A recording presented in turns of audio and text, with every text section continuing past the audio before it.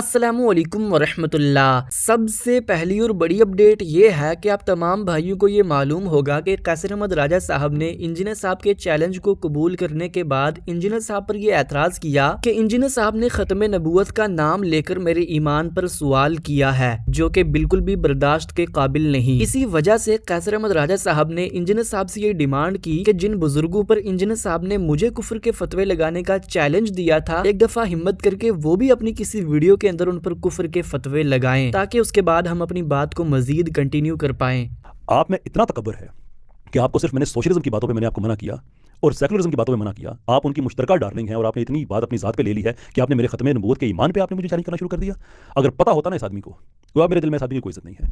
اگر اسے پتہ ہوتا ہمارے باپ نے ختم نبوت ہماری گھٹی میں ڈالی ہوئی ہے، محبت جو جناب صلی اللہ علیہ وسلم سے بنائی ایک ویڈیو، یہ آدمی اس میں کیٹیگوریکلی نام لے کے کہے کہ سب دائرہ اسلام سے خارج ہیں، اس لیے کہ ختم نبوت کو یہ نہیں مانتے، اور اگر یہ بات نہیں کہتا اور پھر میرے منہ سے کیوں کہلانا چاہتا ہے، اور یہ باتیں ساری لائیو ہوں گی۔ یہ تھی پہلی اپڈیٹ۔ اب بات کرتے ہیں دوسری اپڈیٹ کے بارے میں۔ دوسری اپڈیٹ یہ ہے کہ ریسنٹلی مفتی یاسر ندیم الواجدی صاحب نے انجینئر صاحب پر ایک بہت بڑا اعتراض کیا۔ آپ تمام بھائیوں کو یہ معلوم ہوگا کہ انجینئر صاحب اکثر اپنی ویڈیوز کے اندر یہ کہتے ہیں کہ سائنس دنیا کے تمام ریلیجن میں سے کامن ریلیجن ہے اور دنیا کا سب سے بڑا مذہب ہے۔ اسی پر مفتی صاحب نے یہ کہا کہ سائنس تو ہماری اپنی عقل ہے اور یہ وقت کے ساتھ ساتھ چینج بھی ہو سکتی ہے، آخر ہماری عقل کیسے مذہب ہو سکتی ہے؟ مذہب تو وہ ہوگا جو خدا نے دیا ہے اور خدا نے ہمیں نیچر دیا ہے۔ ایک نیا شوشہ انہوں نے چھوڑا کہ سائنس ایک مذہب ہے اور سب سے بڑا مذہب سائنس ہے۔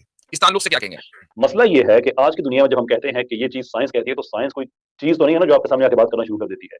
وہ تو جو سائنسدانوں کا جو ایک مجموعی طور پہ ویو ہے، اسی کو کہا جاتا ہے کہ یہ سائنس ہے۔ تو ضروری نہیں ہے کہ وہ سائنٹیفک ہو، ان موسٹ کیسز یا in many cases at least وہ سائنٹسٹک ہوگی۔ ایوولوشن اس کی ایک ایگزامپل ہے۔ تو یہ جو ڈینجر بات میں بات ختم کرتا ہوں کہ جو ڈینجرس پروپوزیشن انجینئر صاحب نے دی ہے وہ یہ ہے کہ سائنس کو اگر ہم ایز اٹ از مان لیں تو سائنس کے پیچھے تو موسٹلی آج کی دنیا میں جو ویو پایا جاتا ہے وہ ایتھیسٹک سائنسدانوں کا پایا جاتا ہے۔ تو اگر کانٹراڈکٹ کرے گی وہ قرآن کے ساتھ تو وہ تو آپ نے پہلے یونیورسل ڈکلریشن اس کو دے دی اور سب سے بڑا مذہب کہہ دیا۔ سمجھے نہیں، آپ سمجھے انجینئر صاحب اسلامی سائنس کی بات کر رہے ہیں نا۔ ہاں یہ ہو سکتا ہے، آپ سمجھ نہیں رہے۔ میں ایکچولی میں اتفاق بھی کروں گا ایکچولی اگر کوئی ایسی بات کہہ دے تو۔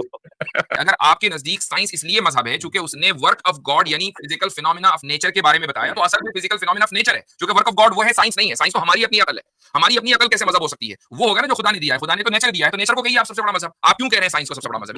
یہ بنیادی ہے، یہ ناواقفیت کی وجہ سے، چونکہ انہوں نے آپ نے جیسے ویڈیو میں کہا کہ آپ نے تو اپنا کریئر جو ہے بابو اور کبابوں کے اوپر، کبابوں کا میرا اضافہ ہے، بابو اور کبابوں کے اوپر جو ہے وہ بلڈ کیا ہے۔ تو میں تو یہ کہتا ہوں بابو اور کبابوں میں لگے رہو، جب آپ اپنی فیلڈ سے باہر نکلیں گے تو پھر آپ اسی طریقے کی بلنڈرز کریٹ کریں گے اور پھر ہمیں آپ موقع دیں گے کہ ہم اس کے اوپر تبصرہ کریں، چونکہ یہ ہماری فیلڈ سے ریلیٹڈ ہے۔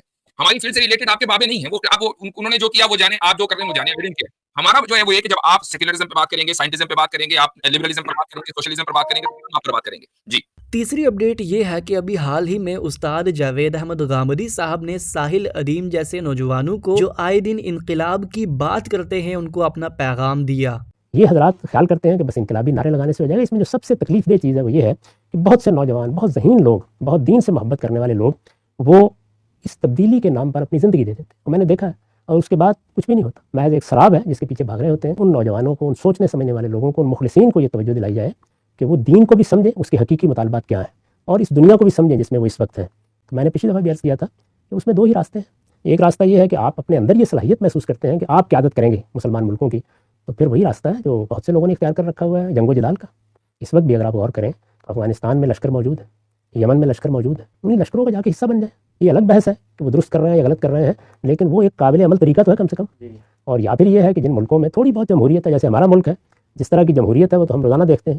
ابھی ہم نے انتخابات میں جو اس جمہوریت کا چہرہ دیکھ لیا وہ کیا چیز ہوتی ہے، جتنی تھوڑی بہت بھی ہے اس میں چلیے آپ نے کوئی جماعت بنا لی، کوئی تنظیم بنا لی، اس میں سیاسی جدوجہد کریں۔ چوتھی اپڈیٹ یہ ہے کہ آخرکار اقرار الحسن صاحب کے ساتھ اویس ربانی صاحب نے ملاقات کی، اور ملاقات کے بعد اقرار الحسن صاحب نے باقاعدہ اپنی ویڈیو کے اندر یہ بیان کیا کہ وہ 14 فروری کو پیر حق خطیب صاحب کو ایکسپوز کرنے کے لیے تیار ہیں، اگرچہ انہیں اپنی جان کی بازی بھی دینی کیوں نہ پڑ جائے۔ تو آپ نے طے کرنا، آپ کی تاریخ آپ کہیں گے، میں ریکارڈ پہ کہہ رہا ہوں میں چلوں گا ساتھ، لیکن یہ میں آپ سے وعدہ کرتا ہوں کہ یا تو یہ فتنہ بند ہوگا، اور اگر نہیں بند ہوگا تو میں جاؤں گا چاہے اس کے بدلے میں میری جان جاتی، جان بھی چلی جائے۔ دیکھیں یہ تو اب یہ ممکن نہیں ہے کہ آپ اس طرح سے اجازت دیں ایک آدمی کو کہ وہ ختم نبوت کے معاملے کی آڑ لے کے مذہب کو بدنام کرے، وہ اگین تصوف کو بدنام کرے، وہ اولیاء کرام کے طریق پر سوال اٹھائے اپنی حرکات اور اپنی کرتوتوں کی وجہ سے۔ یہ اجازت قطعا نہیں دی جا سکتی، تو میں جاؤں گا، یہ طے ہے انشاءاللہ۔ اسی کے ساتھ میں آپ کو یہ بھی بتا دوں کہ مفتی طارق مسعود صاحب نے بھی اقرار الحسن صاحب کے اس قدم کی تعریف کی اور لوگوں سے یہ ریکویسٹ کی کہ اقرار الحسن صاحب کو سپورٹ کیجیے۔ یہ تھی چوتھی اپڈیٹ۔ اب بات کرتے ہیں پانچویں اپڈیٹ کے بارے میں۔ پانچویں اپڈیٹ یہ ہے کہ ریسنٹ ریسنٹلی سید ریاض شاہ صاحب کا پوڈ کاسٹ اویس ربانی صاحب کے ساتھ آؤٹ ہوا، جس میں انہوں نے احمد رضا خان بریلوی صاحب کی فکر کے حوالے سے بہت سی باتیں کی۔ اگر آپ ان کے پوڈ کاسٹ کو دیکھنا چاہتے ہیں تو لنک ڈسکرپشن میں ہے۔ یہ تھی آج کی ساری اپڈیٹس، ملتے ہیں اسی طرح کی نئی اپڈیٹس کے ساتھ، تب تک کے لیے اللہ حافظ، السلام علیکم ورحمۃ اللہ۔